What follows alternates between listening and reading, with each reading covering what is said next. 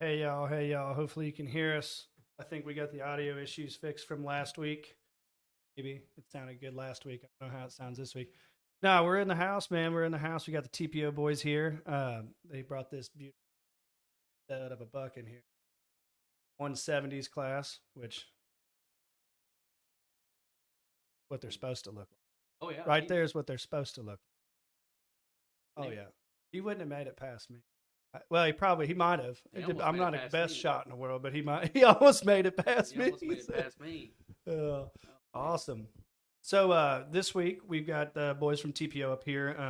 We're going to be pretty much talking strategy, what it takes to kill some of these big bucks, kind of our downfalls. When it comes to getting those grinds, man. You getting those grinds, and you almost get lost in it for a minute, and you get upset, and you feel like, man, I don't know, I ain't got the right buck coming in. I'm just all these things that kind of come to a culmination of getting a buck. You know what I mean? What it takes. Um, with you guys, I'll let you guys take it off, and if you want to talk about him first, we can, or if you Yeah. want to talk about what your guys' strategies are for this year, what you guys feel like doing this year, maybe a little bit about your farms you're going to be hunting and stuff. The floor is yours, y'all. If you want this vision, you just got to let me know. Okay, I'll And, probably hit the whiteboard here. okay. But like you said, talking strategy and certain different types of things. When I killed this deer, so many things went completely wrong. Like the wind was bad. The doe spotted me. She's stomping at 20 yards. I mean, so much different stuff that would go wrong any other day. But the rut, Yeah. the rut is, I think, a completely different animal I than I'm not a big like the only guy that'll probably ever say this that you'll ever hear.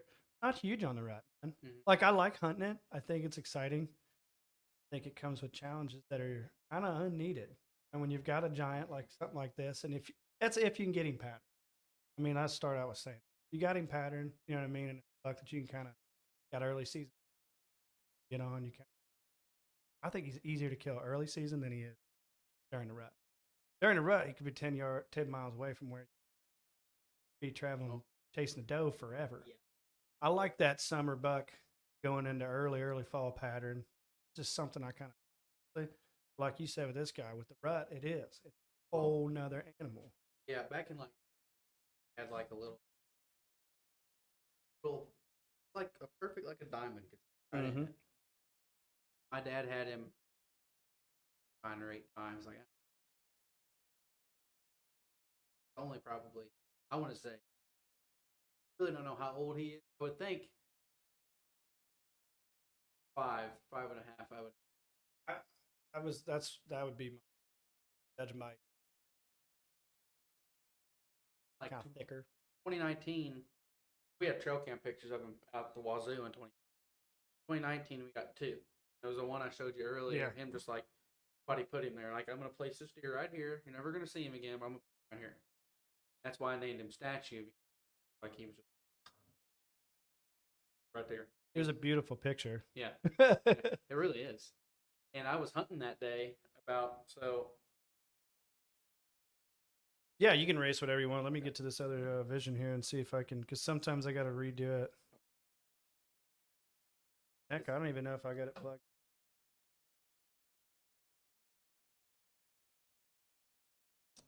Let me. So I've been using this OBS. I don't know if you guys have Windows 10 or whatever you guys use for editing. Stick with Windows. I've had more problems with. Had more problems with. Look at me real quick, and then here we go. But it keeps updating and editing.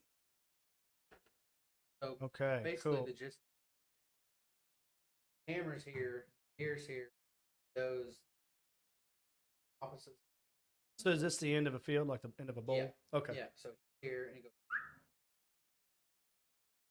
Have does come probably like 5 or 6 trail, just like I knew they would. That stand years. For I know ton how of the times, deer. yeah. Cameras right here, probably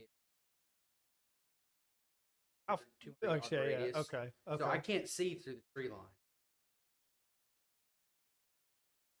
does come through, he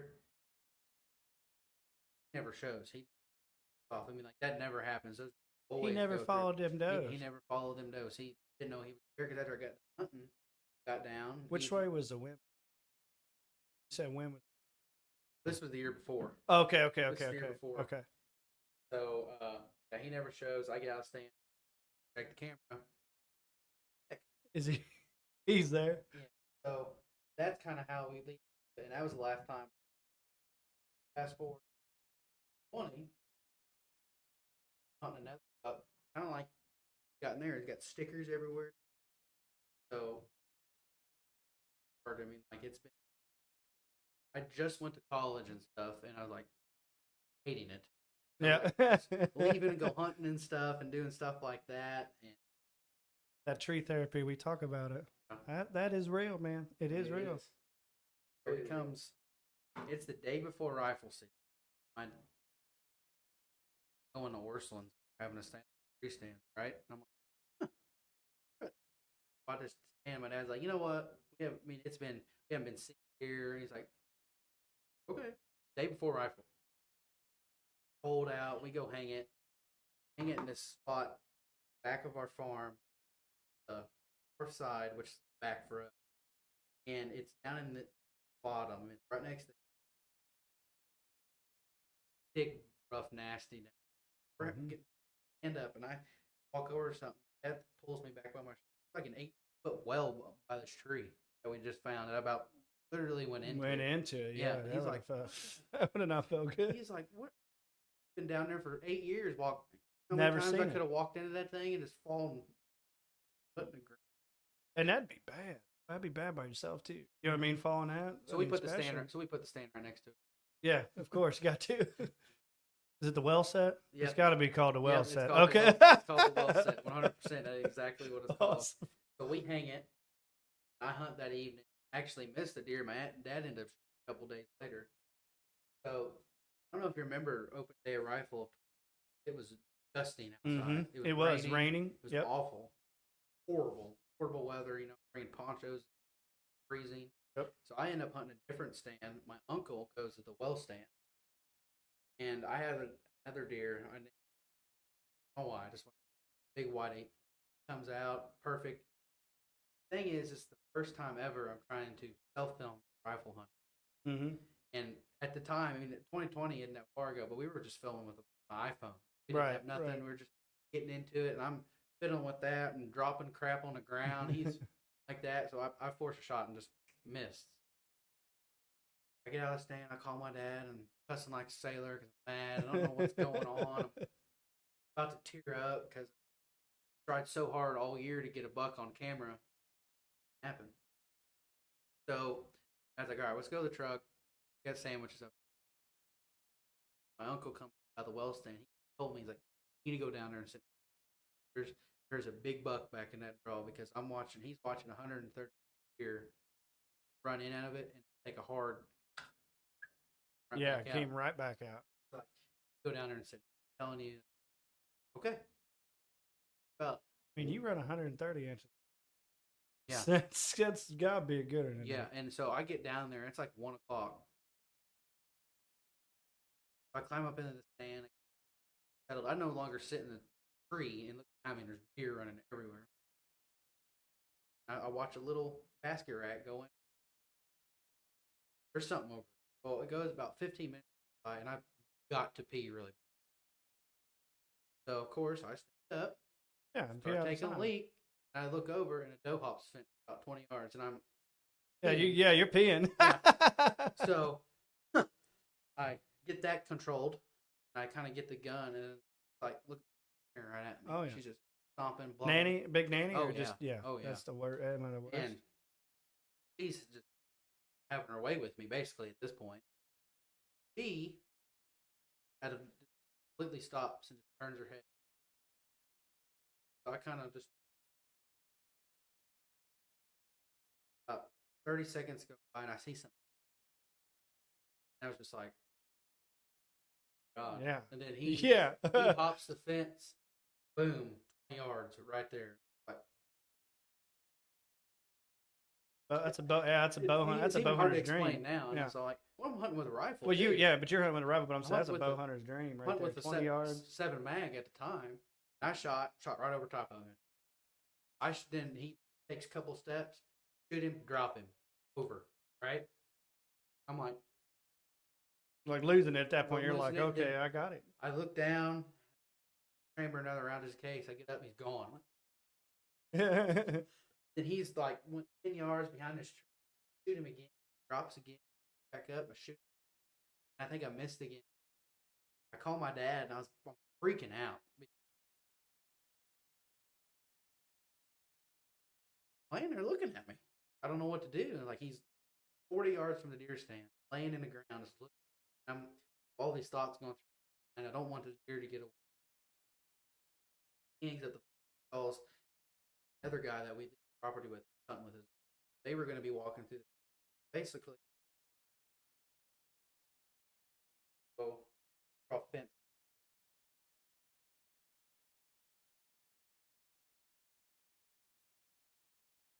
X Okay. is the field. I'm down here. This is just like a logging road there. Yeah, Or it's something like like an that. old, it's an old hayfield. And over here, kind of where Dad's at, it leads off to the cedar thicket right Yeah. there. I'm down here. The guy I'm with comes, walks here with his daughter. They stay about right here. I'm right here. This deer's coming up the wood line, like laying right here. So he calls him, tells him not move, stay right there. Because if he gets in that field, he's toast. Dad's like, get down, go up on him. How close you get, trying to bump him and get. I climb. Could you not get a shot at him up in a tree? It was so Thick, thick yeah. where he was laying. I didn't want to try to force anything because it's Right. the biggest deer I've ever seen. And I didn't want to try to push him out because I knew he was hit. I knew he was hurting, going in and out of consciousness. Yeah. So I'm like, Dropping all right. that head. So when I watched him drop his head, climb down, and I know I get up on him, he gets up, runs a little more, right back down.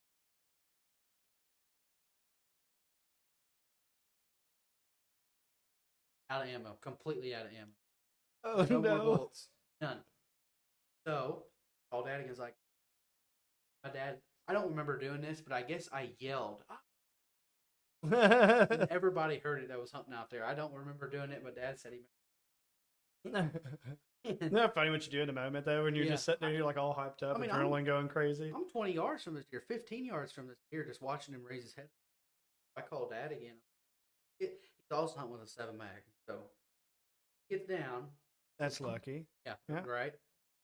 Gets down, makes this big circle, crosses back the creek, all the way around. All the way around you then. He gets up behind me, and I see him walking up. Dad gets, I'm here, gets about like left of me. Dad kind of sees. What do you mean, giant? That's what he says, and he goes. Dad goes. Oh! I know what you mean by giant. So Dad's like, I'm gonna kill him right here. I'm on him. I'm like, shoot him. Get his deer done. He shoots, misses. And I go up, take the gun, go from basically me to you, and finish him off. Oh my goodness! And so, we're hugging, crying together. Best, I've always wanted to shoot a deer by myself because every year. So that's the first one by yourself. Well, kinda, because first deer I ever shot by myself. Because every time I ever went hunting, it's always been with my dad. And a lot of people, I didn't realize how special that was. After like Hunter, he didn't get to hunt with his dad very much growing up and stuff like that. And man, I really just wanted to kill a deer by myself, but it made it so much more special that he was there. And in the long run, we're just freaking out, and it was last thing. But the crazy part was I didn't realize, but I'd blown both of his front shoulders off. Really? That's why he was. That's why he couldn't move. Yeah, and he was my dad gets up to me, heck, dude, and I'm like, how did he not? I don't. He couldn't. So I've seen some big bucks. I don't know if it's I don't know if it's an age thing. I really don't. I've seen some really, really big bodied be able to take rounds like that buck that's in there.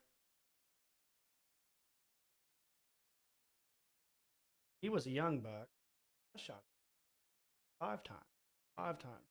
3 of them were in the lungs. Last one was in the heart and one was. First one was a neck. Dropped him. Got up again, so I shot him again. Got back up and I shot him again. Got back up, I shot him again. And then I got down there. Uncle did. Yep. And then when we field dressed him, that had double lunged him. He had nothing left at him. I mean, he had holes. He was jello on him. I could not believe that deer was still just trying to get it. It's just incredible how tough some of them can be, man. I had These bucks are holes insane. all the way up through his neck, like there's all over. And this is Yes, is that what you said? This is the original cape to the deer. Todd Reinert, who did the taxidermist on it, did an incredible job. Like that deer was destroyed. And the thing is, not a single one of my shots passed through the deer beside the ones in the shoulder. So that year, ammo was hard to come by. So my dad was having shoulder issues. I had to sight all the guns in that year. So I sighted them in with Winchesters, 150 grain, 7 mag rounds, right? Right. Well, it took me about a whole box to get them sighted in. I was having so much trouble with my gun, give or take. Really? Dad's gun, a couple shots done. It's always on. He has a Browning 7 mags. It's going to be 28 years old, he said this year. Browning. Yeah. Mine was a Remington, right? So I'm like, hey, you got any more? Another box in the safe. Can't find Winchesters. Ended up buying. They really were hard to find. It was federal, like 140 grain. Grain went down, and my dad's like, we're like, that should be great. That should be fine. I'm like, yeah, well, I didn't get a single pass through with them, and I shot the deer 12 times. So, my goodness, not one single pass, except for the ones in the shoulder because it's bone and blew through it. Yeah, and then he had the same issue a couple days later. He had to shoot his twice, but first shot was perfect, right there, right where you want it, and stood there. I'm a firm believer, man. Like you can, there's a lot of rounds out there, and use what you. Dude, it's hard to beat those. Like there's something about that round since I was a kid. Yeah, I mean, my dad always shot. I shot I really got into diving again. We're gonna go down the rabbit hole again. So like the perfect round to me when it comes to deer hunting and something that 270 for me is tried and true. I haven't had a buck ever get away. Not even a doe. I don't think I've had any deer. Not to bash any other rounds. 7 mag. Great. A lot of reach, a lot of knockdown power. I'm a firm believer in a 30-30 too. 30-30 is if you're hunting under 100 yards and you're not using a 30-30, screwing up. Yeah. You really are. Like best brush gun there ever is. I think probably to ever be. Dad killed a great buck last year with our 30. Yep. He started hunting with Marlin lever action, man. That's the creme right there. I love them guys. Because he had rotator cuffs. Point. Oh yeah. So I was hunting with 30-30. Never missed. Tried and true. Yep. Like 30-30 is one of the best guns I think. Period for deer hunting. That's what my girls. Lily shoots a modified 223.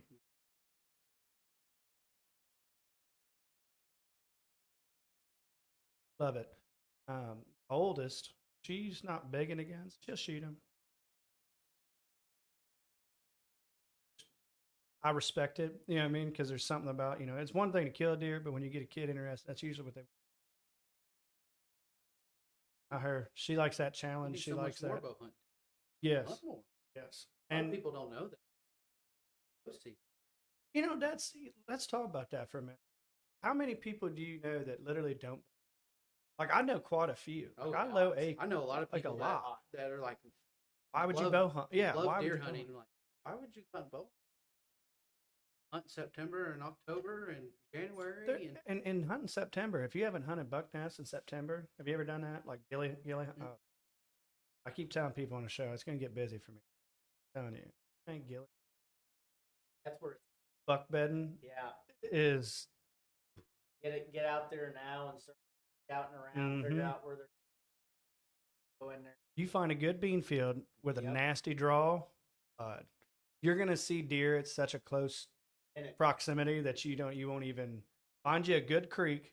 That's typically what I like to do is find me a good creek and some crap next to the bottom, somewhere where it's cooler. You know what I mean, for them bucks to be in. You know how driving around bottoms and it's cold down there. That's where them big bucks are going to be. Oh, yeah. That's why they're there.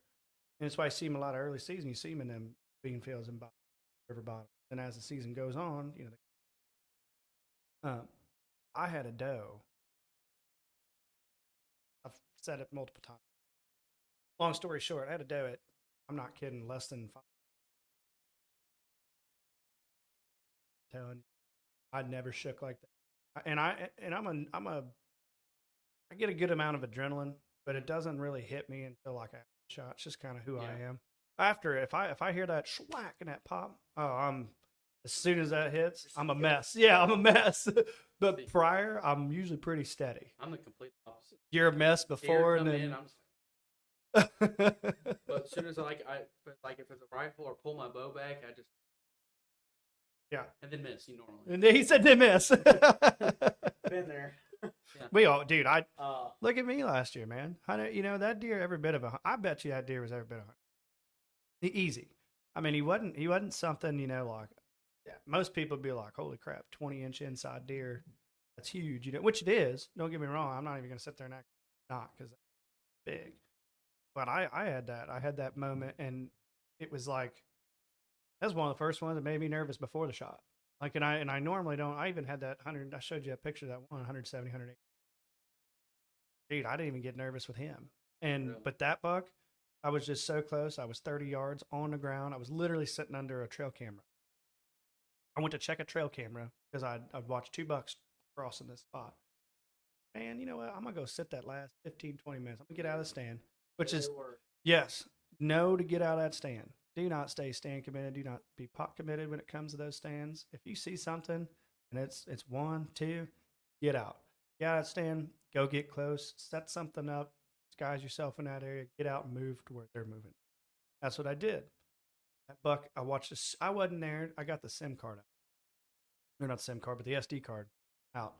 I went to plug it in. I look up and, oh crap, little buck coming across there. Just like the other 2.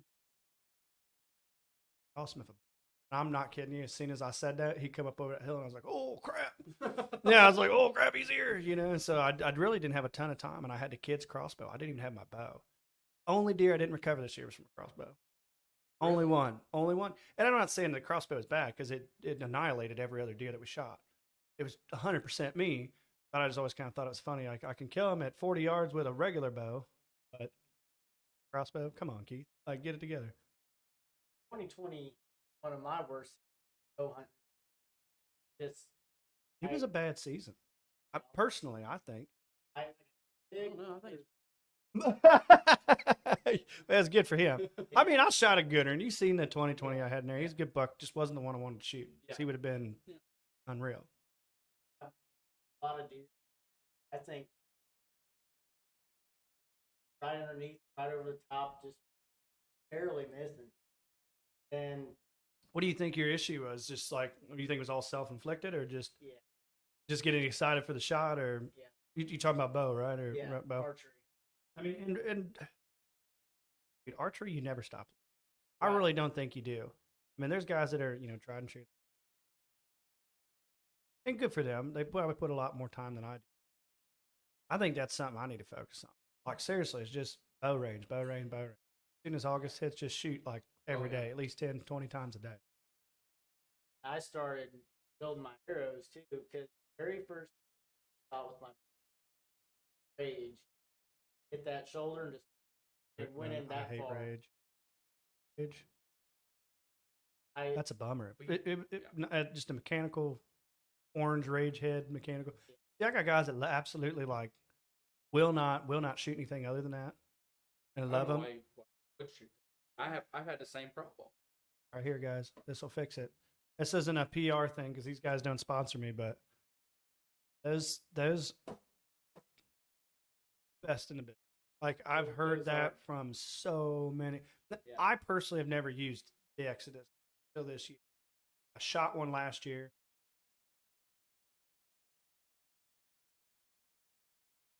They were letting you shoot it into a block.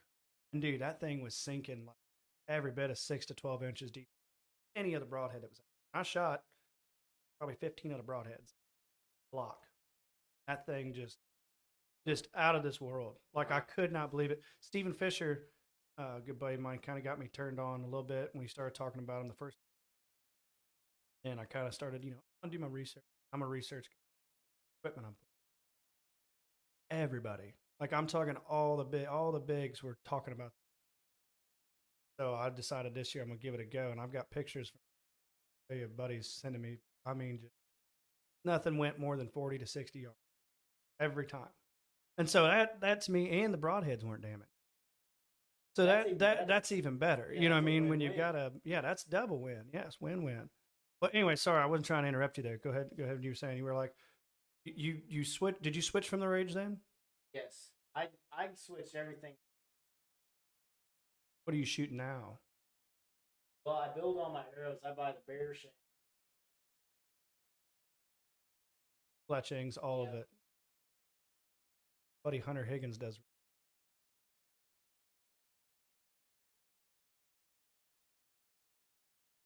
He does raps.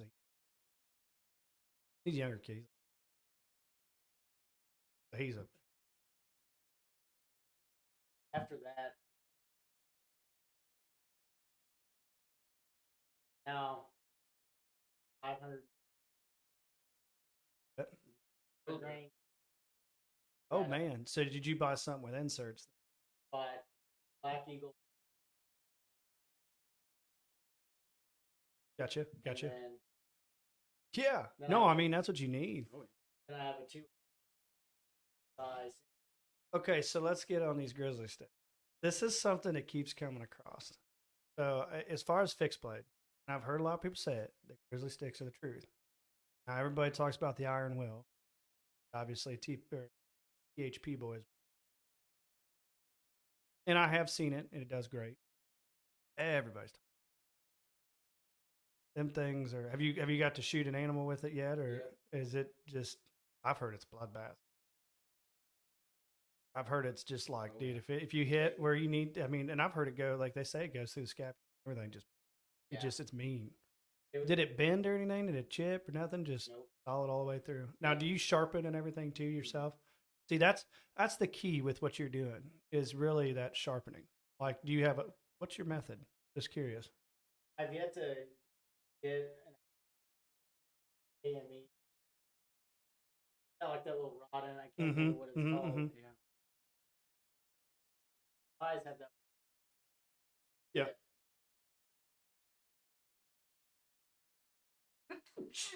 Oh my goodness, I sneezed there. Like so, Dalton shoots them grizzly sticks. Yep. Talking about Yeah, Dalton sure Wood, does, he shoots them grizzly sticks. He loves them. I mean, he said that they're really the truth. Another buddy of mine, he shoots them from up in Iowa. Good use. That's something I may, as we were talking about buck bed hunt, where you're in a lot of nasty crap when you're this part. It's not clear. So when you have an arrow like what you got, an arrow, what you need in those. Because a lot of times you'd be shooting through, Kentucky bluegrass or any of them real, switchgrass or just something just nasty, thick, tall stuff. And them heavy arrow setups, what I love about them, I think the most is the deviation, man. You hit something and it's not gonna, it doesn't deviate it as fast. They did that last year or the year before. Public, he shot a buck. And you watched it hit that little bitty branch, but it didn't deviate it very, very far. Still lethal kill. Which, if you're starting to bow hunt, I think honestly that might be something that beginners should really kind of don't go towards just a regular broadhead or something. Go towards something you work on that you're proud of. One, it builds you. I think. People want to go like fast. Yeah. Really a firm believer in. I feel It's like got to hit. Yeah, it's got to hit. It's got to pack a punch. It's almost kind of like bow version of a 30-30. Yeah. No. Yeah. 100%. 100%. Because we're trying to have the animal like you're trying to shoot the deer in and not run 300 yards. Yeah. Yep. That's not what we want. I want it. That's like right. for us. That's the best thing I found in research is that putting all that like right there. So you're saying front end weight. Yes. You think your front end weight is the most, like as far as that kind of rounds out my question. What's your important tactic in the when you go out to the woods? Most people say wind. quit saying win, guys. Get it. Y'all know we like if you're not hunting to win, you're screwing up. But I think arrow setups, especially for bow hunting, that's probably the most important thing. Period. Yeah. It's what does the damage. You know what I mean? And it's comfortability. Shooting something that heavy does take a little bit of getting used to, but I think it makes you a better archer in the long run. I do. I think it makes you a hell of a. He turned me to it this. I still shoot set up now, but try to mimic that the best way. A whole different. Watching the arrow fly, you just. Yep, and it hits. It hits hard. Oh yeah, it's quieter too. Yeah. You think it's quieter? Oh yeah. Yeah, when the arrows, buddy, halfway down range.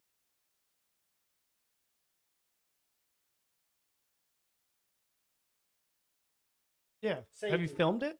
Just curious. Maybe you guys should do that. Maybe you guys should do that for real. That'd be a cool video. I would watch that. It's actually night and day compared to somebody. Like the Really? fletching's buzzing when I fly. Have you? Mine, Yeah. Have you guys heard of those zingers? Have you seen those yet? Heard of them? They're little bitty. But I mean, there's nothing to. It's new. It's something new. I'm first year I've seen. I'm kind of curious to what they would do. I mean, I've heard they make it talking about quieter. And that's what I thought with that. I heard it's quieter. I mean, how we switched from fletchings that used to be 5.5 inches long down to 2 inch and 1.5 inch, and why not try it? Yeah, these guys created it. I have to show you. I'm kind of curious to maybe shoot a few of them. That's kind of. I mean, like you can go so far with, in my opinion, go so far with a broadhead. But that's something we really don't talk a lot about is fletchings, and that's probably one of the most important parts of the arrow itself is that fletching. How durable it is, pass through, smaller footprint. Not dragging as hard. Heard all kinds of different things when it comes to fletching issue. Me personally, everything that I've shot, I've been kind of blessed. That's everything except for one doe, full pass through. Everything else has always been a full pass through, so I've been kind of lucky with the broadside shots. Oh, dude, it's 100% luck, and I'd rather be lucky than good any day, for sure. 100%. For sure. I mean, and you talk about that though. Like, if you're going to shoot the heavier grain arrows, is that going to change your hunting strategy this year? Is like places you're going. Because I feel like if you're in a heavier setup, you're opt to have more. You're not necessarily stuck to a stand. You know what I mean? Like you can get down in the stuff and shoot through a lot. Have you shot through stuff, like just practice wise? That's awesome. So what do you guys use for like when you're shooting your broadhead? You shoot your actual broadhead too into anything? Target, sharpen it up. Gotcha. Or run it over. Okay, see, that's what I was going to ask. A lot of guys they go from stone to leather to cardboard, and just like a cereal box. Yeah, I've heard get a cereal box is just like if you want that extra that gets a little bitty microburrs and stuff off there. I don't know. Do you guys watch Ranch Fairy at all? Yep. I freaking love Ranch where I Fairy. learned everything. Dude, That's where we got it from. he's a beast, dude. Like a lot of people clown on that guy, and I hate it because like dude knows his stuff, Yeah, and he's he not knows just what he's bringing you a broadhead, dude, Yeah. or an arrow setup. Like he talks to rocket engineers, talks to people that deal with flight all the time about how he can improve a broadhead. And I think that's awesome. Like if you're not looking outside the realm of what's already there, come on, man, you're not doing anything that anybody else ain't doing. Like he's doing things different, and people kind of are like, well, why not? Yeah. You know what I mean? Like exactly. Why Why not? I mean, I know it's not a deer, but you can send a broadhead through a steel drum. Guess what it's going to do to a buck? Guess what it's going to do to an elk? You know what I mean? Or whatever your big game you're hunting at that time. And all they're doing there, I don't think a lot of people. All they're doing is testing this broadhead, like age, at how Brittle. thin they are. They just Brittle. bend, whatever. And that was kind of my worry with these guys a little bit. I'm telling you, after shot after shot after shot, you can check them out. Shot after shot after shot. I mean, they're not thin, not thin like a rage, but I've just heard so many, I've heard good things. and I if I had more time, I would probably get. Which I think I'm going to try to get into shooting. I do a lot of ghillie hunt, but a lot of times when I do ghillie hunt, I'm not taking a crossbow with that. Where this guy's a little bit more. I don't know. Feels a little bit more ethical that way. I'm not trying to sit there and knock you because done and I've seen it done really well. But me personally, I'm trying to hunt some spots where I got minimal move. Kind of takes you to that sniper feel, Yeah, when you're just right. kind of in these little bitty, and it's weird because when you're hunting a lot of those buck better, you don't got a broad range like you would. You're nestled, you're in this little spot, maybe got 40 and maybe 20. What you're looking at, so it's just such a different. It's just an altogether different. It's almost like hunting with a longbow or something. In my opinion, it's just like it's up close. It's so much more personal, and it's just. And if you smack a giant, I have yet to do it. I've came real close to shooting some studs. I've had a lot of good bucks go by. We ghillie hunted last year. Yeah, last year. Mine from. I mean, that deer was 10 yards. Nose, you could see the nose. I mean, he was just, and he was stomping like, oh, dude, he was intense. And I'll have to show you the exit or the entry hole from this broadhead. Rage Mega Meat, or not Rage Mega Meat, G5 Mega Meat, G5 Mega Meat. Oh my goodness, that thing! As soon as he shot him, his face hit the ground. I was like, oh, dude, it was huge. The entry was like that big around. I'm not kidding. It was gross looking. Like he didn't go, yeah, yeah. It was. He goes, "Do you think he's dead?" I'm like, "Nah, dude. I think he's toast, dude. I watched it all. I was just getting ready to hit record. Like we hadn't been there 15 minutes. I'm not kidding. We actually heard a buck fight 60 yards from us walking in, and I was like, oh. Between a little tree bed, it was in the next field over to us, and there's probably 30 yards or so of trees in between. A little narrow. What is that? Has two studs getting after it. Like you could hear them hard. Just gotta get up. So you don't no hunt ever goes like that. Like literally, and I told him, man, I was like, dude, just letting you know, like what just happened this morning, like never happened. It was just the whole experience was awesome, and it was public, about 120-inch deer on public. Yeah, so I wish I would have had a little bit better footage. I should have been better about it. I didn't really know. I knew he was gonna have what was gonna like in. So deer were really getting it. That's my favorite time to hunt. So what? And that brings another question. What's your favorite time of year to hunt? Like if you were to pick a week that you had to set aside every year, what would you hunt? Just one. First week of November. That's pretty. Everybody's in it. Ooh. First week of November or the last week. I was about to say last week of October is my favorite. That's a magical time. Last. Right. They're not quite in it, but they're getting territorial. Yep, they're starting to search a little bit. Those first few does that go into heat. If you got a doe in heat or late October, bud, you better be in the stand. Yep, there'll be a ton of them in that area. And here's the thing about that: they're not in that jockey. They're jockeying for breeding ground. Yeah, in my opinion, I feels like the bucks in the October time frame, late October, mid October to late October, they're searching for those areas that can take does too. The older bucks, if you've got them figured out, you can kind of sit there and go, I know where he's going to take. He's been taking does there for the last 2 years. It's those 4.5-year-old roamer bucks. Those are the ones that always throw me off in the season because I've had some 4.5-year-olds that have showed up that are like, and I've never had on camera, stuff like that. During that trying to find them home ranges, micro ranges, home ranges. Those deer, hardest to pass. Oh my goodness, those deer are the hardest to pass because they're all 140s usually, high 130s, mid 140s.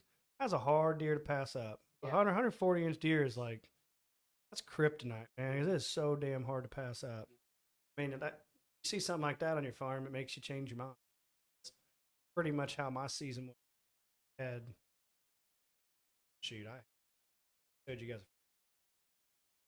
shooters on. And they were consistent. They stayed there. 2 of them stayed there pretty much the whole season. Then I had some of those rumors come in, but I I don't know how you guys are or where you guys are at in your career as far as hunting in general. I'm to a point where age is my thing, and just like I hunt a specific.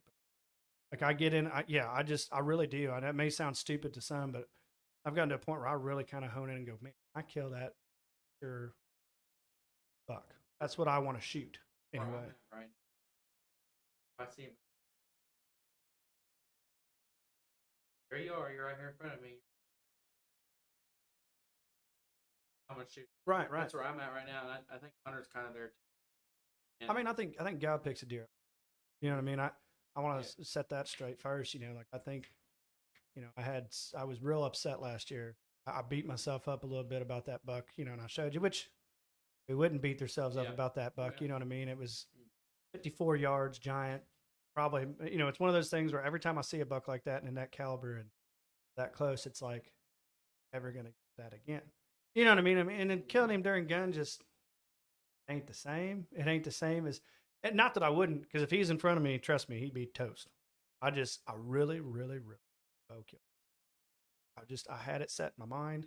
I passed probably 140's 8. That was, yeah. In 140's, been able to done that one. he was big. He was a really nice deer. I have to show you pictures of.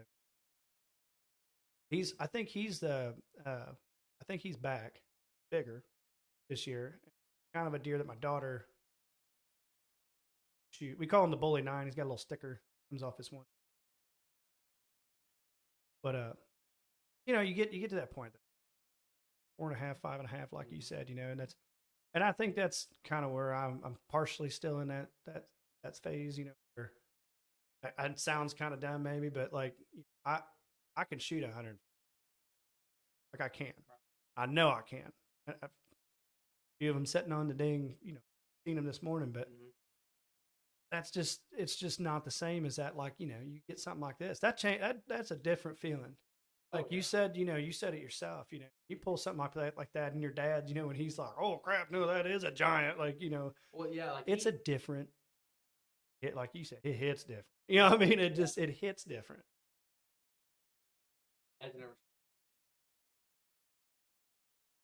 I don't know if I can. There you go. Dad's almost 50 years old, and he's had big deer in front of him, but something like that, like I said, it is, and it's you get, like, for me, I got to that point where teaching was big. Right now, I'd say teaching is probably the number one. Like and I'm not the best hunter. I'm not even going to sit there and try to pretend to be like, not a Don Higgins. None of those. Nothing that great. I will be. I will be at one point. But I'm not afraid of information. I'm afraid to learn it. I'm not afraid to put, you know, a thought. Some people might go, man, that's a dumb idea. It might work on that thought, though. Right. Like I've seen big deer killed in dumb ways more than I've seen big deer killed in strategic ways. You know, if that makes any kind of sense. And kind of go back to the strategy. That's a big deal too. Is just getting different kinds of knowledge and then putting it together. I think every buck has something different. Exactly. They all kind of have almost a different personality in a way. They do. They Yeah. 100% do. I mean, 2 of those bucks are out there that I showed you before, both on the same farm. One didn't move off that spot. I'm telling you, he literally lived probably within 1,000 yards of that home, like at 3.5. And that's kind of that's really uncommon for a 3.5-year-old. He had a small core range. But like I said, he was so big and framey. I think big bucks, just generally older bucks or more dominant bucks, tried him. He was probably a good. I didn't have any pictures of him as a 2.5-year-old. Might have pictures of him, but I had a ton of him that. He was a good deer, but he wasn't something on my radar. And it was kind of crazy because the first time he walked in, I seen him, had him at perfect, eating turnips. I mean, right in front of me. I watched him for probably 30 minutes, and the whole time I'm like, shoot that. And then he just kept turning broadside. I'm like, yes, that deer comes out. I'm gonna save that, but comes out. He might be. See what he. And he came out. between 7 and 15, somewhere in that. I think I'd calculated down to 11 times I had encountered with him, and I didn't even gun hunt, but I was trying. He got hurt or whatever. But when you that caliber of 5.5, I actually love that big heavy frame buck more than masterclass. Even though the masterclass is cool, I'll probably never shoot another one of those. Yeah, less than 2. That's very rare that you ever get something like that. But if he'd have had another year, at least just one more year, I'd have been 100. I bet you that deer the next year would have probably. He probably had the potential to grow. If not 160, easy. It's only 20 or 18 inches is all he had to grow to get 160. He would have. I think he would have done it. I really think he would have done it, and it kind of bums me out to not have that. But at the same time, coyotes are going to get one. Yep. And when I'm surprised they didn't, because that year we'd had a few, and I'd taken out two different coyotes, 2 big coyotes, kind of run. Kind of got that issue this year. I'm gonna have to. You're gonna have to show me how to do some of this, because you've seen the size of that. I got a big old coon. I got a big old. You got a bear coon. I got a bear coon, dude. That's it's Big insane. I've Huge. never seen one that big. I've seen a lot of coons in front of my dang cameras, but I've never seen one that big. I didn't. I thought it was like when I first glanced, I really thought it was like a cub. Like I happened, I was like, what the heck? I was scrolling through pictures and I went back and I was like, holy crap, that thing's huge. Kind of makes you wonder what that thing would weigh. Oh, I'm telling you, we can go out there and trap him. We can go trap him. I'm about it. I just want to see what he's about. He's about it. I'm about it. I think we were talking about the whole collabing and doing stuff.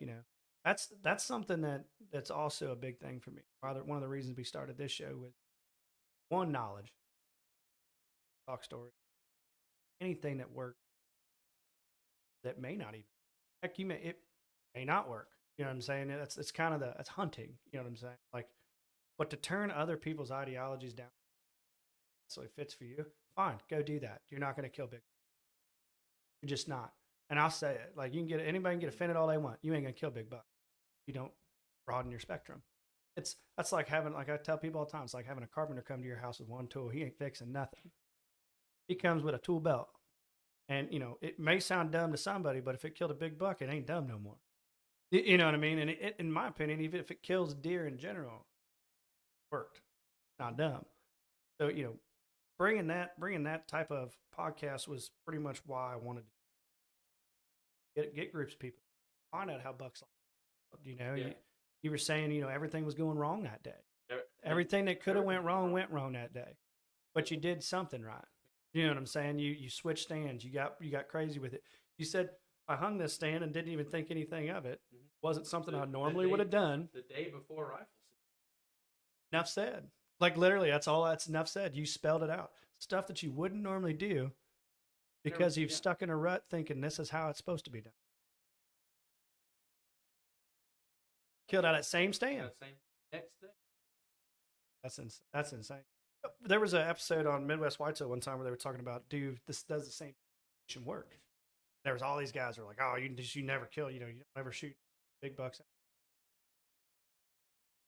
I've killed way good bucks out of the same stand, like a couple different times.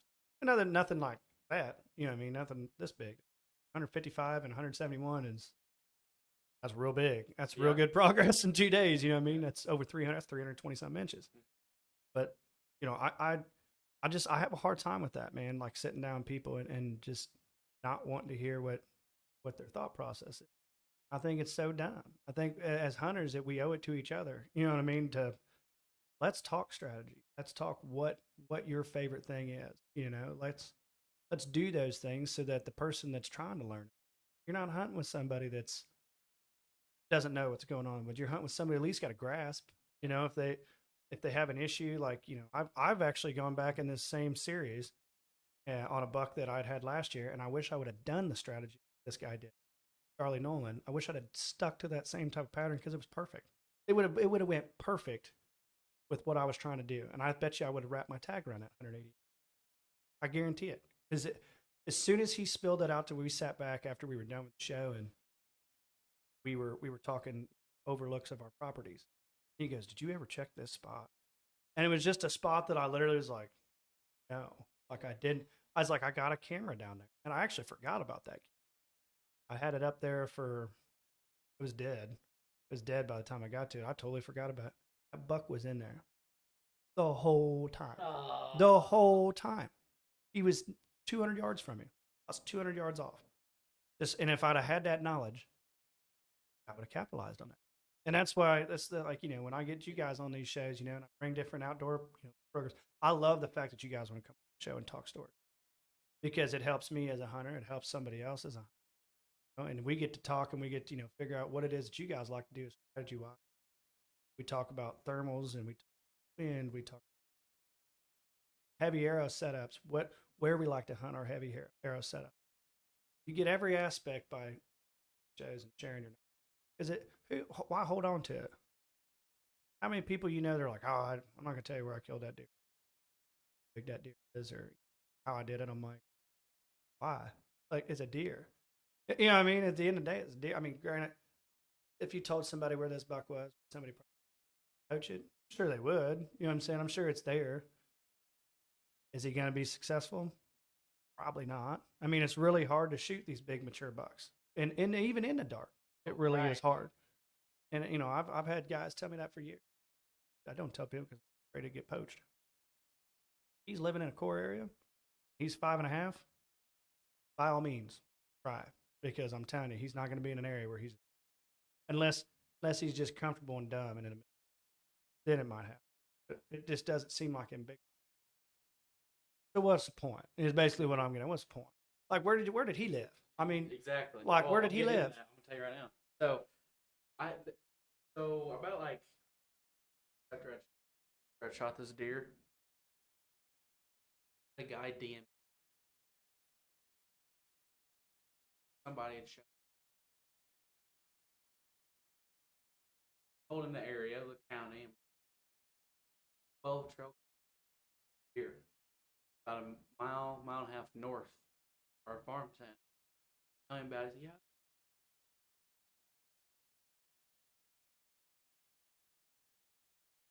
Said the night before. You do. I do. He's right here. I know where he went. And the night before rifle season, had him 30 yards bow hunt. So he went a mile following a doe. Following a doe. I said a minute ago, I watched a guy shoot a buck 10 miles. 10 miles. Like 9. But pretty much 10 miles from where that buck was on.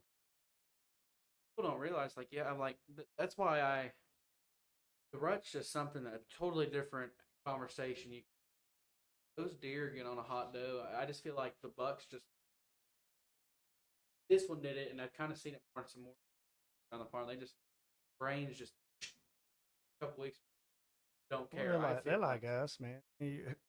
Come on, man. You see that smoking hot chick, you're like, you give it a look. You know what I'm saying? But like them bucks, boy, they get lost in it, bud. Right place. Yeah, that's what it boiled down to. So to talk about that spot, you explained it a little bit to me, but is it ridge? Is it like so? How does that set up? Is it a bowl? Is it nasty thick? Is it or is it just? So there's, like I said earlier, like this is the fit crappy. Gotcha. So over here, there's a creek. This is the hill edge. This is woods right here. This is all woods. So it goes angled downward. Okay. So on this side. So this is a ridge. Now, is that north and south, east, west? Yeah, this is north. So north facing slope. Yeah. You guys, what the heck is it about it? North facing. I don't get it.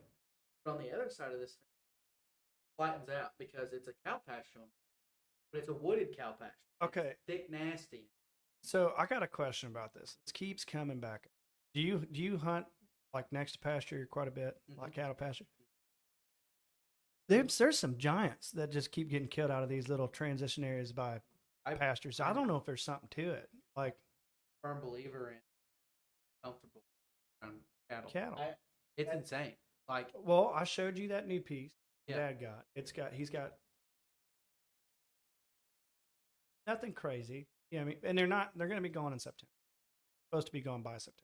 Pretty supposed to. ate up a food like every.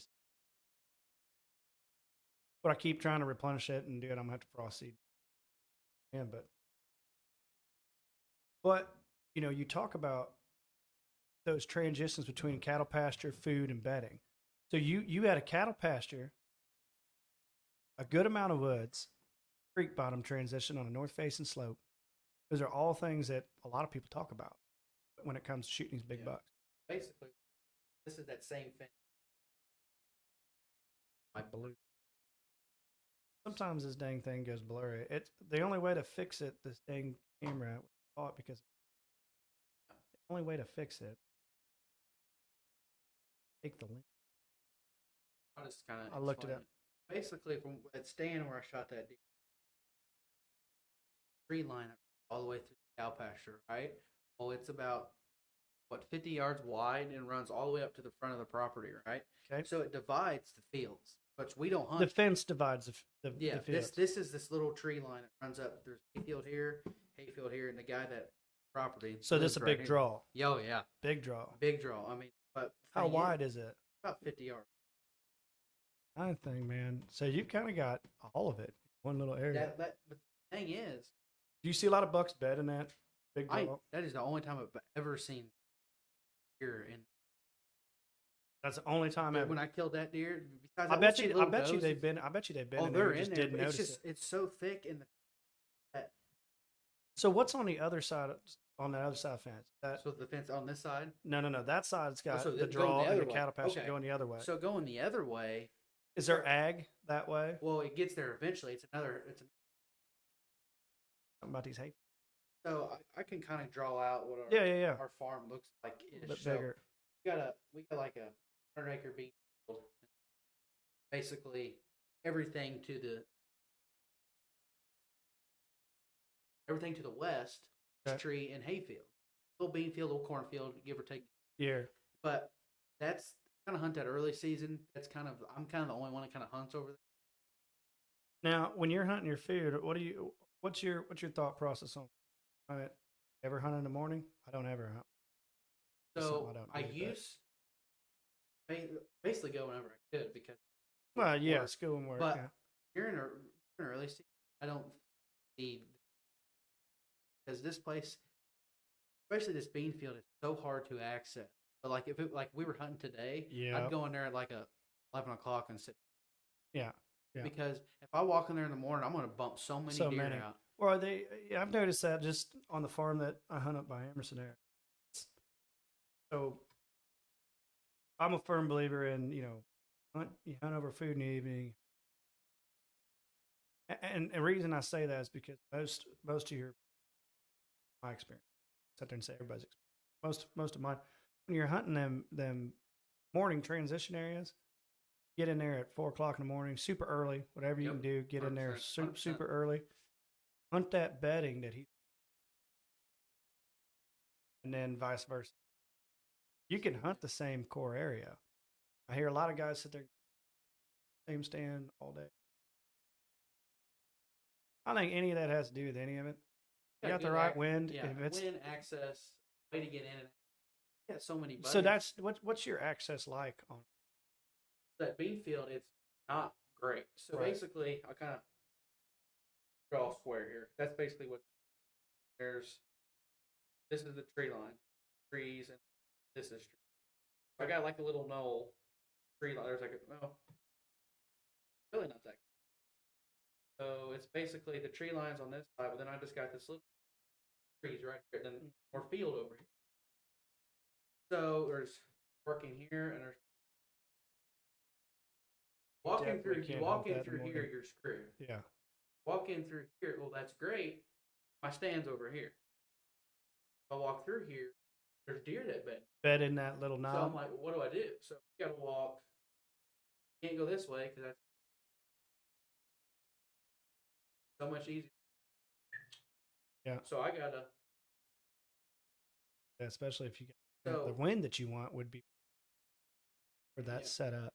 So because I can't hunt this side because I get to it, I can do this, but then there's a road here, tree line that goes all the way over here. I can't get to here because the tree line bumping out and it goes in and trails out the walls. Those deer under there for 10 years, literally right on the edge. I just can't get in there. You know, that's something that's like talked about a lot too on the show, and just in general. You know, people think these deer live way out there. You go into a property where it's being used a lot, dude. Them trails are maybe 20 foot off the net. They're really not far. I talk about that pretty religiously. Really. I mean, we got guys that mainly on public land find that public land, and I got nothing against it. And sometimes, Whatever. Sometimes it's the opposite. No, I think most of the time it's the opposite. I think most of them live in close that road. Because why wouldn't they? It's easy access to get out. Go to like crop field, no bedding that hours. Yep. I jump the road. They'll just jump the fence. Yep. They'll run across the road private. They know what they're doing. Right, and that's kind of where I was going at with that whole. We talked about the whole back on that. Yeah, because That's kind of what when you talk about that right there, the whole bedding not far off that road. We talked about them little draws, nasty. So a big thing about those little draws that I've kind of noticed just from hunting public land. Those are the next to these cattle pastures. Get a and I think a lot of these big bucks, a lot of reason they like those cattle pasture going into transition area. Chad, my buddy last year, killed a deer literally in that cattle pasture with a fence on the left hand side. Out of this, I mean, and he wasn't bedded far. Would not bedded far. We found scrapes and rubs 13 feet from the car. We pulled into that spot, and I literally went, dude, it don't get no easier than that. Everybody else was using 7,000 acre public land area. Oh, dude, acres. I got my girlfriend, out here in Holiday, Missouri. Okay. You know where okay. Holiday's Yep. at? Dude, there's a farm in Holiday that I really like. It looks. He I owns can't afford about. it right now. He's got a little pond. Owns about 15 acres. Ain't nothing. And the bags of bunt in it. It's a gold mine. She's like, why? She's like, you don't have nothing. I said, 2 things. There's a crop field over here. So here's the basically fields, like his little acres, like right here. Crop field over here, timber over here. Across the road, there's crop field, and behind it, because it sets up on public. Well, Does it back up to public? It backs up to public, but the public ain't marked. Well, it's marked, but it's not marked on Onyx. So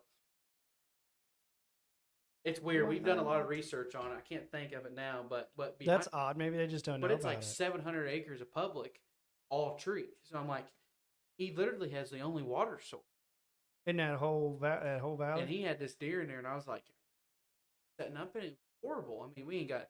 He had a hunting there just for food and stuff. He had to stand in there. I mean, but when talk to him, they spot you real because the stand's like sitting on that tree line, and then it dips down and comes back up. Well, they're 100 yards. Yeah, looking at you. Yeah. I love this thing. Switchgrass, those tree lines. My uncle, he talks about all that. Do you guys watch any? You watch Don Higgins? Start watching Don Higgins. Secondly, start watching Tony LaPratt. Tony LaPratt, both of them legends in their own mind. I mean, like legends in general. They're both completely different styles of management, but you learn a lot from them. You're talking about these 15-acre pieces that are just gold mines, but how do you hunt them? Yeah. You know what I mean? It's all it's management. Access to access. It's always about access on those little. Yeah, a lot of buddies are like.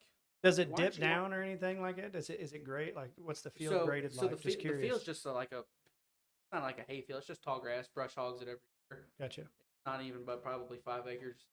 I mean, you can probably couldn't hunt 5 acres. If you put like just a 3-acre micro plot in there, put a dang fence up, or put an electric fence to keep them out of there till about August 30th, take it all off, you'd have a dynamite early season, especially if there's big woods next to it. And then, like everything we talk about access, Scantus is a good one for switchgrass. They're all really tall, nasty, brushy stuff. You got a spot where you want to hunt, that stuff will grow 6 to 8 foot in the first year or so. So if you got a spot that's kind of hard to access, line it. Wherever you're going to go, Yeah. So, line it. A lot of buddies are like, oh, we went in hunting and there's trail cam pictures of deer all the time. I'm like, okay, well, when I asked, when'd you go in there? About 1 o'clock. I'm like, okay. Which way is the wind? Oh, north. I'm like, okay. Go in there because the tree line's on. This is his buddy's spot. What I'm getting at is they're forgetting about access and wind. They're bumping the deer. They're bumping the deer. And he's like, and sometimes they ask me, Hunter, like, I'm not going to go in there and bump no deer. It's like, I was like, what if there's another one like this standing there? I don't know. I'm not just going to. So have I done that? I mean, I think we all go. When we were first trying to get, you know what I mean, like just to grow TPO, we just like I told my buddies like we gotta go, we gotta get footage of deer. We're not getting any deer. We have to go. Right. You know, that's what we did. And last year, there's a video on our channel where we had the complete wrong wind. Hunting that bean field, accessed it horribly, but I was like, we gotta try. Weather was good, and you know, we had a buck that actually came in. I shot over him. He's a pretty deer. You know, it's actually kind of a communication between me and the cameraman. I couldn't see him, but he was on him the whole time. I'm like, but he knows what a mature deer looks like, and like 2 years old, and about shot him out of the deer. So, I mean, in that moment, it gets you don't look at him because I'm like, hey, boom, shot right over top of him, and I was ate up because of miss, but I was also like, yeah, that deer needed some time. Yeah. I mean, I run into that quite a bit. I think access, and it's. I think it takes about 3 years to get you to the property you're hunting on average. Once you're in that third year, you've got a lot of wind figured out. You've got how some of these spots, you've gone through the failure of what doesn't work in the spots you want to hunt. Yeah. And I mean, there's guys out there. I know a few of them that are out there that can, no matter where they're at, picking that apart. Buddy Chad, he's like that. He can go into a spot and go, I'm going to hunt here. And, I'm going to smoke a cigarette in this deer stand, and I'm going to smash a giant. And you're going to be like, how did you do that? Every year, every single year, if not twice, 3 times a year. It's like somebody else I know. Wind. I'm telling you. I do it too. Wind. Cigars. I mean, yeah, but I'm saying, wind. You could do just about access. anything you would want with the wind, I feel like. Oh, 100%. But we talk about that scent control time. I think it helps. It does help. It makes you less pungent. I will give it that. It makes you less I got a there. scent pressure bag and all that, but I do too. But some of these guys that like buy like all that stuff, and I don't know if you walk to the stand and put your clothes on and bomb the deer. I in the early season, yes. Yes. And late season, and only reason I do that. Here's my thing: on the farm that I hunt predominantly, get a lot of action. Tons. I mean, it is not unreal for me to see 30 to 60 deer. Like, I'm not kidding. I'm not even playing. A lot of does, a lot of smaller bucks. Still fun to see all that. But it's just packed all the time. Fawn, and that's including fawns, and some of them may be the same exact deer that come out 2-3 times. You know what I mean? In an evening. And a lot of it, I do hunt that farm a lot in the evening. That's that better. Now, in saying that, I've killed 2 bucks in the daytime. 1 in the evening, but I wasn't as close as I needed, and I was worried about access like that. But that farm, I think what the scent control does, in my opinion, is I say it all the time. You can smell you up to a quarter. Smell you real good. The older they get, better about it. The younger they are, they don't really care. Oh, yeah, they're just kind of like, what is that? You know what I mean? Like, what is that? Are like, yeah. That's a big turkey up there. You know what I mean? Like when you're sitting there. A mature buck will be 50, 100 yards over. See you go. Now that thing throws arrows at me. I ain't doing that today. Those are almost, I think they're worse than the bucks. They give me that look. If you got a mature doe, yes. Young doe, I don't really run into issues with young. I've killed so many young does with right underneath. And I know they smelled me, Like that doe you had, an 8-year-old doe. The old doe. Oh my goodness. Oh yeah. There was where I hunted last couple of years. neighbor to the north was like, old doe running around. Like, no way. Well, of course, the second that ladder stand around, I see like, I Just yeah, real, looked almost like an old buck. like this. a shirt. Yeah, that color. Her brisket was below. Like, that's that deer. Came up out of this draw. There's 3 hay fields. They were I can spin you over here. so the stand was right here. Draw here.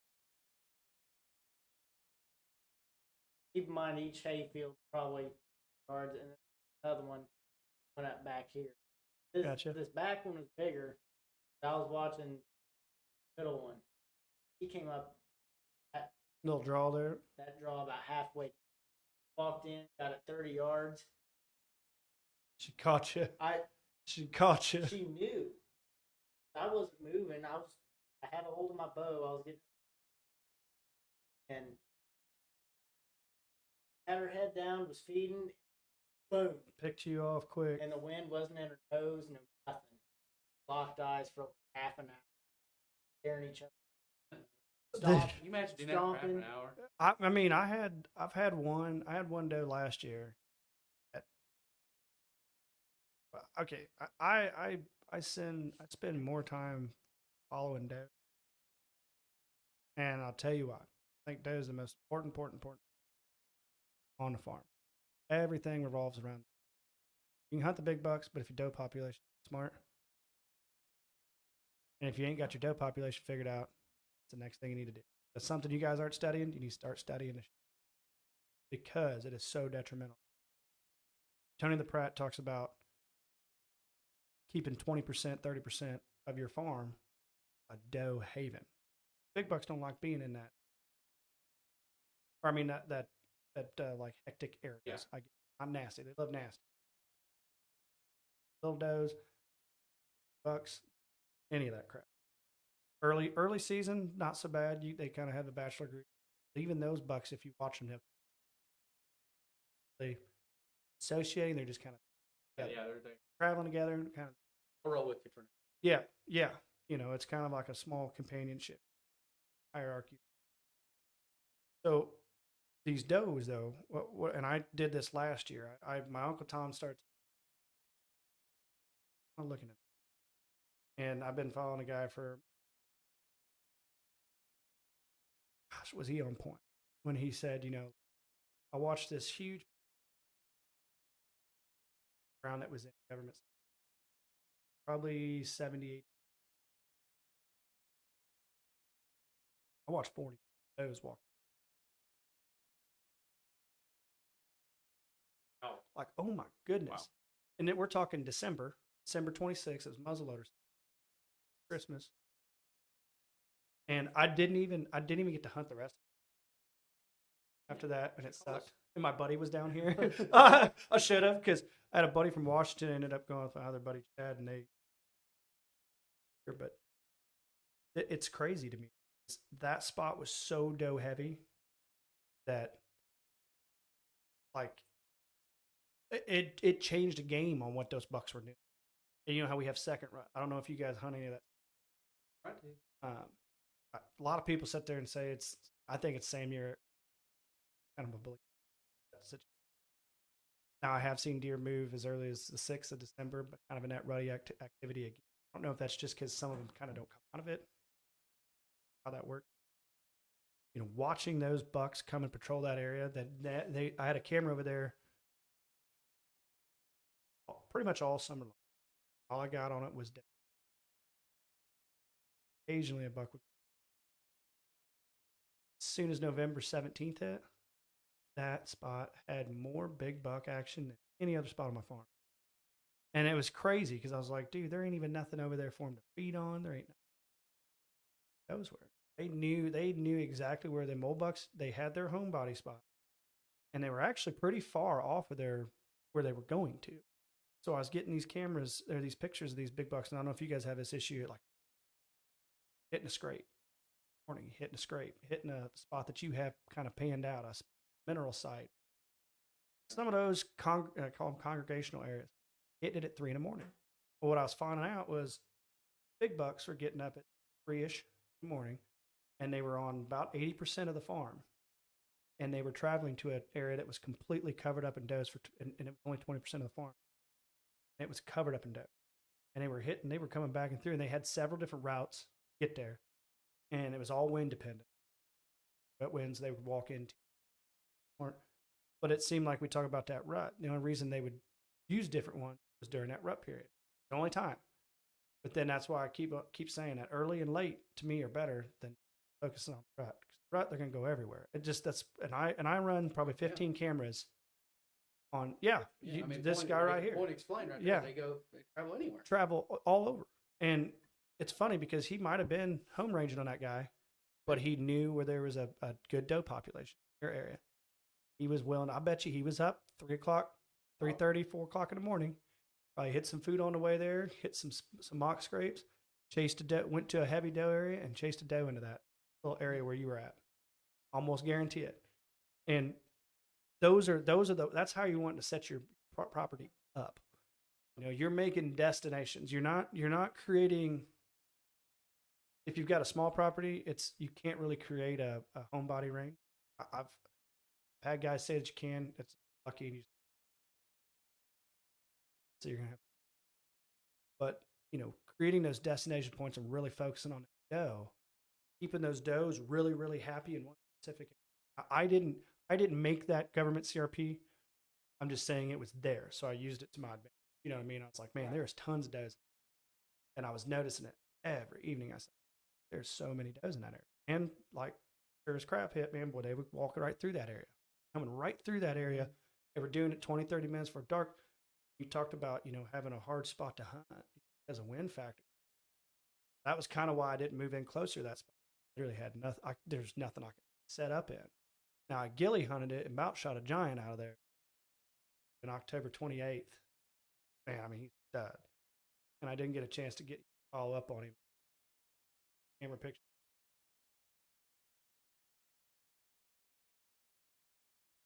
That picture of that guy. So, I mean, we sit here all day and talk about, perfect setup. I don't think it's so much about setup as it is, what is your doe population? Does are most important because, one, they're the ones being bred. They're carrying your genetic. They're like this guy. Most important part about this guy, he could go and spread his seed all over with 20 different does. If she ain't got a good genetic, his offspring gonna look tiny. Point blank. First, all the genetics are made in that first, I think it's like 7 or 8 of that fawn's life in the womb. You got a good mature doe, and you've got good mature bucks on your property that keep like him. Don't shoot them older does right up. Let them sit there another couple of years. Let them other 2.5-year-old does get a little bit bigger. Pick off a few of the younger does during the early season. I started doing this last year, and I had way. I was picking off some of the more, not the old nannies. Big bucks don't mind the old nannies. They understand they're easy to breed. Not going to run as hard. And got 7 nannies in the field. Guess where he's going to be? Out there. He's going to be out there with them before he's going to chase some young doe 15 miles. You know what I'm saying? Now, he might have went 1.5 miles because that other place didn't have a good doe population. Yeah, probably a better doe population. I guarantee it. Oh, we got a good doe. And dude, it's so key. I hate hearing that when I hear guys go, man, I'm going to shoot a bunch of does up, get more of a buck haven. I'm like, it's just I just think that's such backwards thinking. I'm not, and I could be wrong. This is all personal, things that I've tried over the years. I found that I had more mature bucks, and I showed you guys some of the pictures I had. Dude, I'm telling you, I had every bit of 4 or 5 shooters in that property. Every bit of it. All home ranged in one area. They each had their own areas. The property sets up well too, so that is part of it. Fine. Works. That's to where you can do that. Man, I'm telling you, there was just something about. There's just something about like watching what them does, how they changed that whole. That you talk about rut, we talk about those does change everything, dude. They're the most important part, I think. And I've kind of, as my older age, this is awesome. Love seeing this. The right setup, being in the right place, right time. You talked about that. But it's because of your doe. This Oh, guy's yeah, here because of 100%. your does. Like, I promise you. And it's kind of wild about this dude. Pro patch. It's kind of funny. He looks so cool. He's definitely 5.5. I think thought he was Oh, I a guarantee little it. younger, a little younger at first, but as No, look at his chest. Backside white. We're up. You know what I mean? Some of them are big gouges in certain areas. Saying he's got age on it. They don't get like that unless they're something serious. It's like a rare that they're that big. 3.5. I think. I've seen a lot of good bucks that are 5.5. Hold more bucks. You guys felt the difference. 3.5, 5.5. I always set those two out when people come up because that's the first time shooting that 5.5-year-old. I've really got to hold what a buck's supposed to feel. That's what a buck, like this guy, this is what a buck's supposed to feel. Had a chance to mature. Big frame, heavy, he's got a mask. That is what you want. That's exactly what you want out of your property. If you aren't striving for that, you own personal property and you're able to give her some things. Striving for that. That dude's Oh pig. yeah. And we could sit here all day. I don't even know how long we've been. But we talk about all the strategy that goes into, and it's fun. Reason I started this podcast. That's important part to me. And just teaching, man. Like there's no reason we shouldn't talk. nothing for you. Yeah, and feel confident. You know what I mean? Like when you play a sport and you're not good at it, isn't fun. You know what I mean? And you're like, man, I think that's the same way with bow hunting. You're hunting. You don't got to be the best at it, but that's the one thing hunting can be. Can be the best. And if 120 inches gets your heart pumping like crazy, shoot that sucker all day. That's all day long. Shoot him all day. We to the point is I think that deer all together. And same with does, but you guys are, I mean, get in there and take every bit of love hearing guys. Keeping information, taking it and using it in. After being in the game for like the filming game, Yeah. I watch all these people, like the big names right now, like the big. Somebody asked me, "You think of a hunting YouTube channel, not like real tree and stuff like that?" Like, think about it. I said, "Well, Seek One, Seek One's big. He's doing something different, which something completely different than anybody's ever even heard. Like you're hunting, I'm telling you're you, hunting on somebody's back patio." Yep. What he's doing. Seek One. I've been following that. What he's doing is hunting. I think a lot of these big bucks like ambient. Think about if you were to be shot at 5 times. One, you're not going to like public. Not in any. Secondly, you're going to want a distraction because you don't want to always be nervous. Always. I mean, A little bit of a smell that they're hunted in there. He talking about it. I don't think it was the main guy Lee. I think it was another guy. He was talking about how he didn't see any deer. Landscape crew came out, turned the leaf blowers on. Yep. There they are. Yep. So I had a buck, that giant actually, that I shot last day of mine. So freaking every time I drove.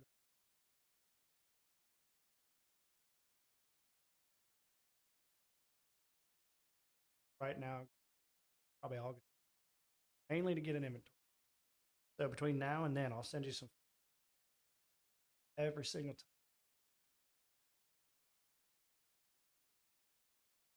He was ranging that close. He knew that as soon as he heard that 4-wheeler go, come to that every single. Something else like that. Going back to the guys, another guy chasing his head in a parking lot, like they're in this parking lot, turn and walk down it. I'm right here. And he's gonna walk right here. And I'm do his like pattern and the food source in there, and 5 minutes later, shoots 100 and huge. He shoots huge deer. Yeah, 180s You're plus just like is what he's shooting them. like, I'm not sitting there saying what they're doing. oh, I don't think it's not. easy. I do think it is a different element. Like it's just different. It's a different style of deer hunting. Like when you look around here, we're hunting crop fields like Yeah. that and bottoms, and they're hunting. I think those bucks get used to a lot of that. Yeah. And I'm not saying it makes them easier to hunt, because at the same time I'm saying it does. You know what I mean? I think it does make it a little. You got a buck who's. That's what I was getting ready to say. You know, deer like, oh, hunt the right wind. What about these urban areas that are filled with people? They're smelling people all the time. I mean, like they're not being shot at though. They're not being shot at though either. But I'm like, it's the trust area factor. you hunt in. You know, when you if you were into a spot, let's just say, put yourself in like walk into this.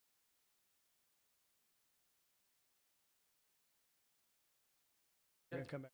100%. Walking into the urban zone areas where deer and squirrels and food's abundant. They don't even have to work hard for it. And like I said, I'm not downplaying the Seek One guys at all, because I think at the end of the day, an animal is very small. And I think the pattern of those bucks are harder in those areas.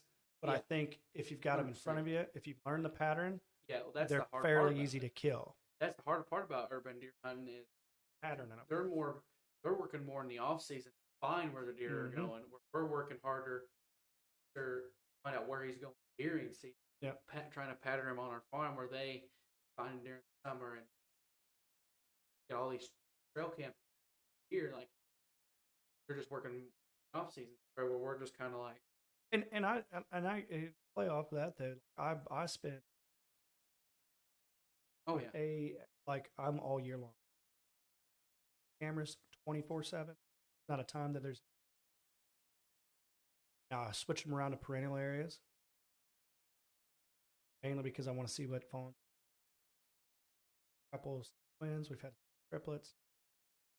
It's mainly I do switch cameras to areas that are doe heavy during the off season versus buck. I really don't care. Have a physical. Then you can. But I have a better chance at understanding what my deer that are on the farm that I main farm have a better opportunity to go in because of what and understanding what those. That's why I keep cameras out. Something, even if it's little bitty cameras that most you don't even have to put a cell cam out. Go to a doe heavy area. Study that crap. See what does are. See if you got lots of names. Yeah. See if you got another big thing for late season. If you want to shoot does, shoot them in the late season. Because if you got 25 does on the property after the rut, it don't matter. You know what I mean? You want to. That's in my opinion when you send that doe herd out to take. And I think you can really tell a lot from that. She sheds a light. She's the teacher. She's everything. Them young bucks know the patterns because of what. And they grow up to be big bucks, and they come back to those spots. I've got camera footage, dang near to the day, where I've watched these big bucks that grow because they don't get away from them does. And a lot of people are like, "Oh yeah, they do." They don't. I've watched this buck and twins, a set of twins, buck and a doe. And I've watched those two hang out together from all the way up until just this last year. And his same patterns are that he goes off and ventures, but his same patterns when he hits my farm are the ones. And it's just like, there's so much about that doe that just people really overlook. I think you talk about what's your favorite aspect of hunting. That's my favorite. Learning her telling you, she'll teach you. She'll teach you where to be. And you know that's what it takes though to shoot these, which is and it's weird because it's only 4 weeks out of season here that the bucks really knows is that. Not saying they won't congregate together and eat. Versus if you've got 20 does on your property, don't shoot them early. Wait to that late season. Shoot them in that late season. Unless you got one in there that's causing all ruckus. Shoot her. You know what I mean? Like you don't want her. She is gonna try to keep them concentrated. Talking about your farm and you know, why was he there? I'm telling you, that was just an area right dope. That's why he was there. And he knew it. And he honestly, he probably was, he might have even been born. That's the crazy thing. He might have been born on your farm. And you know how we were talking about, you know, oh man, he was 2 miles. Well, the reason he was probably killed 2 miles from probably because he's probably born on, and he's going back to what he knows from his, knows that, hey, I was born there, means there's does there. I'm telling you, that doe population is the most serious thing you can hone in on. That period. And if you're not focusing on it, really, I think it'll change y'all's game. Really do. Anyway, we've been on this for what, hour and 40 minutes. I'm gonna run a couple ads here for our Bridge Goes.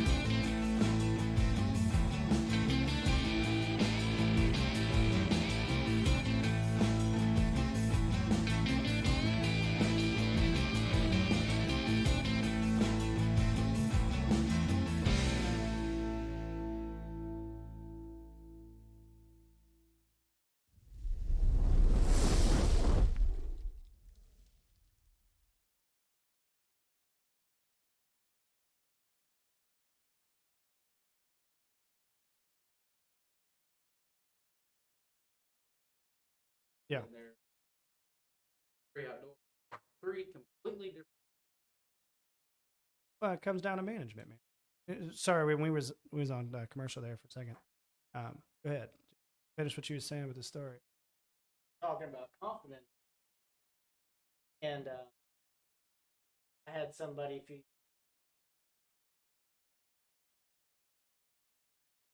challenge me.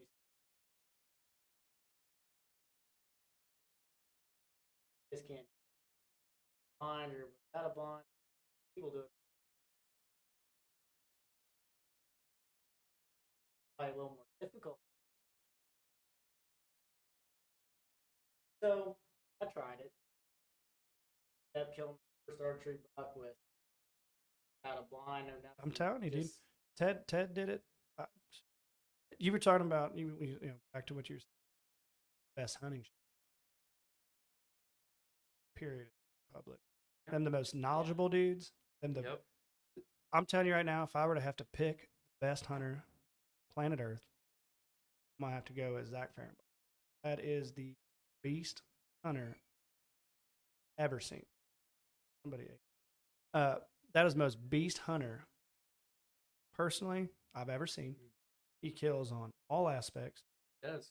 Tree, ground, crawling, stalking, creek bed, stuff that you probably never even heard of. He's done it. And he's not killing. Yeah. He's not killing 110, 120. Shooting 130, 150, 160 on public land. Can you imagine if he were to come to your farm, whatever hit lister you had on there, He's toast because that dude's going to figure out how to kill him. And, that's they are kind of really the essence, really why I started this podcast because I watched them. They're so immersive. They're so immersive. They branched like you feel out. like you're there. Yeah. They branched out, and I don't have to. And then Hunting Public started doing their thing, and then like Seek One, Yep. they started telling their story, and I love it. Born and raised outdoors, love watching. I love watching them guys. Me too. and my dad Yep. can sit down and watch those guys all day, and you're Them just good like, peeps. oh my goodness. Another one, if you haven't watched, cousin actually. Team Radical. You ever watch them? If you haven't, they're so. Illinois. They said, Yeah. I Big have Deer. seen My that. cousin hunts with them. Really? Yeah. Matt Lape. But they shoot. But they're a good one to watch if you guys, especially for filming. I mean, dude, the best of the best, period. Point blank for me. I don't think there's a better group out there than the Hunting Public Boys. Some of the best. They adapt. And that's what hunting is. You look at hunting from a primitive standpoint back in the day. What do you think they did? They adapted from their failure. And that's what I love about the Hunting Publics. They show their failure in it. They show when they don't have good times. They show why they didn't have a good hunt. Yep. They're not just there to show you a 180-inch deer get shot. They're there to show you how to kill big deer. Something else. Talk about the olden days. I think camo matters as much as people think it does. I think it's very. And reason I say that is, and I'm kind of, and it's not just because I work for these guys.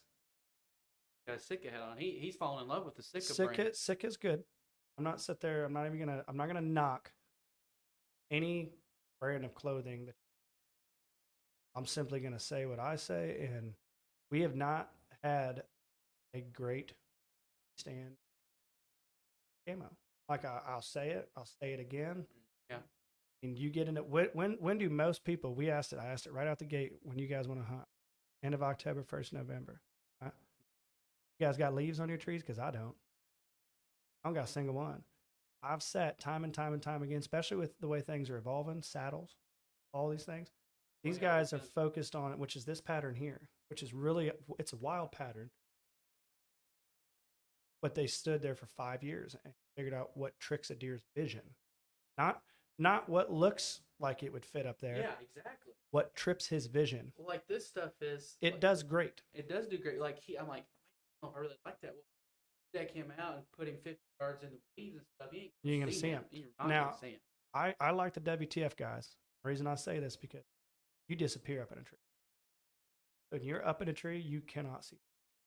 And they've done different UV patterns where it literally trips them out. Like they cannot see it. I'll show you some pictures and some videos after this. Show you some of the gear, Really? And they specified an archery. Everything's tailored to an archery. Sleeves, having the short cuffs and the slim cuffs, how it zips, how it holds your heat in, everything about it. Yeah, it's the stuff. And I told you guys earlier, I'm not a sponsor guy. Like it's just not something that I could care less. I really, really could care less.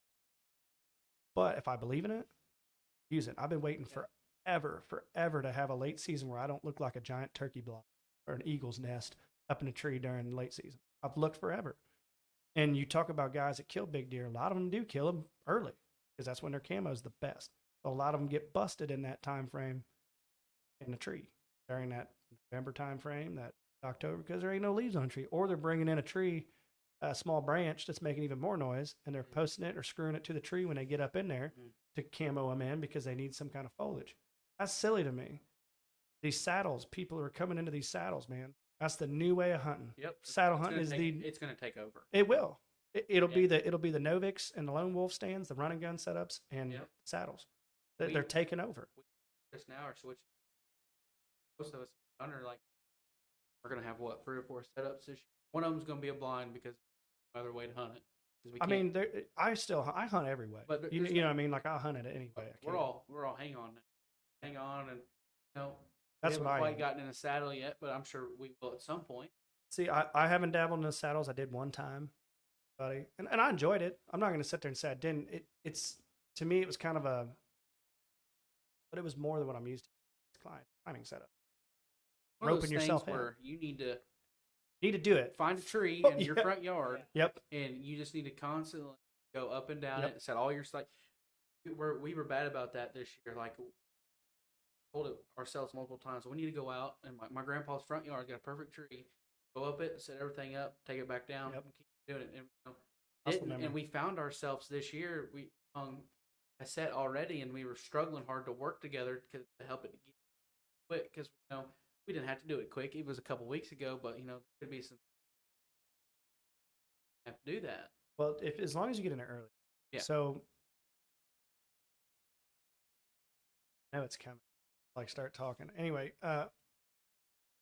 it's getting in there early for me, and like I said, I always say it. I'm not the greatest hunter. I'm good. I'm decent. I killed nice deer. Still not like, but I'm just saying like Luck. he said it's luck. But I'm just saying, them getting up in there early, you'd be surprised with the noise. As long as they can't see it or smell it. Big bucks don't really get too nervous, man, when it comes to sight. Really smell that. You go in there and you bust one out. Didn't smell you? Probably like, what was that? You know what I mean? That's always going to be, what was that? It's not going to be, oh, that's human. And you talk about those setups. It's for me when I go to set up, I'm not necessarily focused on speed, I guess. Yeah. I'm focused on but my own comfortability. You know what I mean? Like I feel like if you're not comfortable in what you're doing, there's so much more room for error. And just go in there. If it takes you if you know it takes you 15, 20 minutes to set a set, then go in 15, 20 minutes before you thought you were going to. Then do a set. You guys For sure. battery dying over there? I just had this. Oh, but yeah, just go comfortable. If you know what's 15 minutes when you got to wake up early. If you got a 15-minute set that it takes you that long, set up for 15. Get up 15 minutes. Get out there 15 minutes. Stay in location. Good at it. Be comfortable. Yep. And like I said, it doesn't takes you 30 minutes or 10 minutes. Be comfortable with it. However you got to set up, just be comfortable with that setup. Don't rush. Get in the right position. Yeah, you don't want to rush. That's I'm the telling worst you, thing to do. it's the worst. And we kind of ran into that with running a gun. And last year I was kind of some spots late, and I'd have to change, or I wouldn't go as deep as I needed to go because I was running late. And there's no reason to get hurt either. No, There's no reason for that. Yeah, 100%. And we can go on and on about like perfect setups. I just you talked about camo, and I'm telling you these guys are doing something different than not just a camo pattern. Like they're not focused on looking like a tree. They're focused on like literally just screwing that vision up. Like, when there's a guy hanging off the side of a tree in this case, up in the tree. I was like, because when I looked at it first, a buddy of mine named Hunter Higgins, young kid, good hunter, and he turned me on to these guys. Dude, I don't know. He's like, just check these. He sent me 7 pictures of him in the snow, and he's like, where am I? I couldn't find him. I could not find him. I'm like, I have no idea where you're at, dude. I was like, I've sat here and looked at these pictures for 15 minutes, and I really can't find him. And then he drew a circle around where he was. And I was like, oh, my goodness. Like, I really couldn't see him. And, you get into those prime hunting seasons, no leaves. So what's the point of having a bunch of foliage on your stuff? Or a ton of different colors? I mean, like, what's the point? I think you look like a bump on a log, a bump in a tree, or a nest. And, when that nest moves, he knows it ain't a nest no more. You know what I'm saying? Mm-hmm. But when you move and he's like, what? You know what I mean? Like, wait a minute. That's what I want. That's what I want to hunt with. And I was fortunate enough to reach out to guys, and we've been working a lot. Exceptionally great guys. Gear's not overpriced. We only have midweight gear right now. We're pretty much brand new. You're not checking out WTF, Tail Forensic.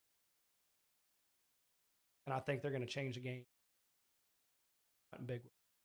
Especially late season, early, even October. I mean, when the leaves are falling, I think it's pretty awesome. But Anyway, we've been on what? Now we're on 2 hours. We said we was gonna get off here like 30 minutes ago, but anyway, we're gonna get off here because I don't even know if I put on the food to smoke. I think I turned the smoker on and then didn't put chicken on, so we might have to wait a little bit for some food because I'm slow like that sometimes. But I hope y'all enjoyed this episode. We'll be having you guys back up. I'm sure if you guys get a chance to make it up this minute, Yep. I'm gonna have a dinner here, some people hanging out. And how close we got. Some fibbers. Talk about big deer out here. Now, there a bunch of good guys going to be coming up for it. I think Dalton Wood's going to be coming up with Rack Data Mill's going to be up here. WGO might be coming up. I'm not sure. He hasn't really reached out and said yes or no. You know, Andy Hicks and them are coming up. Ultimate Whitetail Bow Hunter.